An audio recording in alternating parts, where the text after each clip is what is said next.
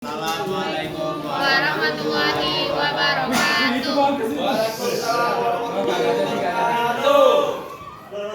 Baiklah, kami di sini kelompok 2 akan menjelaskan materi tentang tarian dari Sumatera. Nah, kami mengambil contoh dari tarian saman dan tari kayu. Pertama yang ditemani oleh kita. Tari payung merupakan salah satu tarian tradisional yang bisa dilakukan oleh penari dalam jumlah yang benar. Penari yang ikut dalam pentas terdiri dari 3 pasangan. Tarian ini mulai terkenal berkat Siti Agam dari Bukit Tinggi. Kemudian pada tahun 1960 tarian ini sangat populer, bukan hanya di dalam masyarakat Minangkabau saja, tapi juga masyarakat yang berasal dari daerah lain.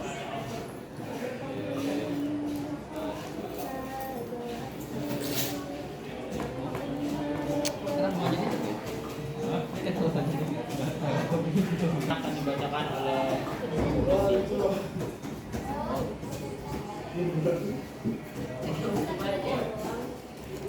Selanjutnya itu ada tari saman. Tari saman merupakan tarian yang berasal dari suku Gayo dan biasa ditampilkan dalam suatu perayaan seperti peristiwa adat seperti Maulid Nabi, Idul Fitri, dan perayaan lainnya. Syair pada tariannya juga menggunakan bahasa Gayo. Selain itu, tarian ini juga kerap ditampilkan dalam merayakan hari kelahiran Nabi Muhammad SAW.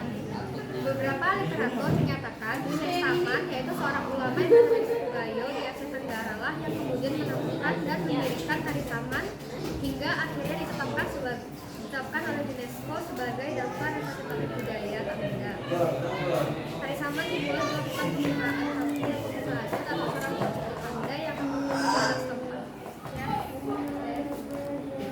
Baiklah, kemudian akan bentuk-bentuk tari dari payung dan tari saman. Jadi bentuk tari payung itu adalah tari tradisional dari Minangkabau, Sumatera Barat, Indonesia.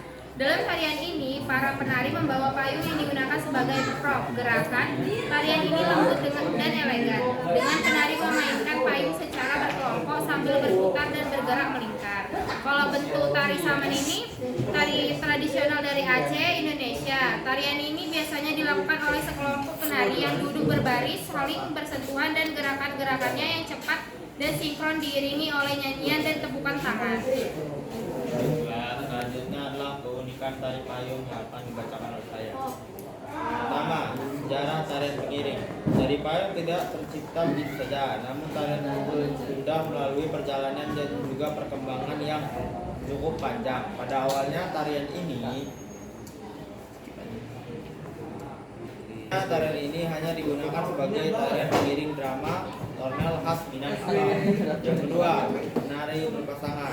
Tarian ini biasanya dilakukan secara berpasangan sesuai dengan alur cerita yang dibawakan. Ketiga, makna mendalam. Makna setelah filosofis yang ada di dalam tarian ini dihasilkan dari kombinasi tiap gerakan yang dibawakan. 4. Hanya penari perempuan. Awalnya tari payung bisa dilakukan oleh penari wanita saja. Hal ini dilakukan untuk mengungkapkan adanya emansipasi dan kesetaraan untuk wanita. Kemudian keunikan tari saman. Tari saman dengan berbagai ciri khas yang menonjol dari tari-tari lainnya. Para penari saman umumnya akan menggunakan pakaian dengan baju dasar atau karawang. Ada ya? Kemudian selain itu penari juga akan menggunakan ikat kepala dalam bentuk hiasan melingkar yang dikenakan kepada kepala penari pria, yaitu gulung telet atau tepuluk kain dengan dasar persegi warna hitam. Ya. Baiklah, selanjutnya akan dibacakan oleh Dini.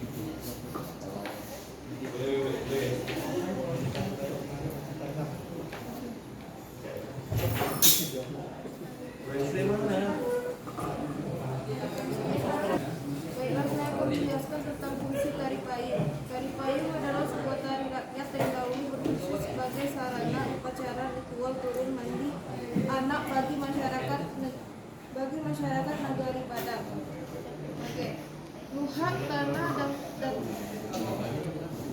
bunga datar susu bukuak cadang Desa Padang Mage Utara Kecamatan Rambasan Tanah Datar Sumatera Barat. Fungsi tari saman. Tari saman telah menjadi bentuk salah satu bentuk seni pertunjukan yang sering digunakan sebagai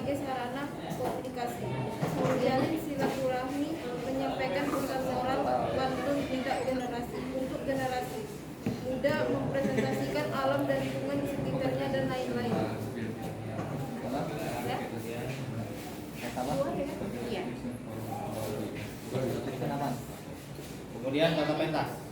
Tata pentas tari payung tidak ada aturan hukum dalam penataan panggung tari payung. Tarian ini dapat dipentaskan di mana saja asalkan tempatnya luas.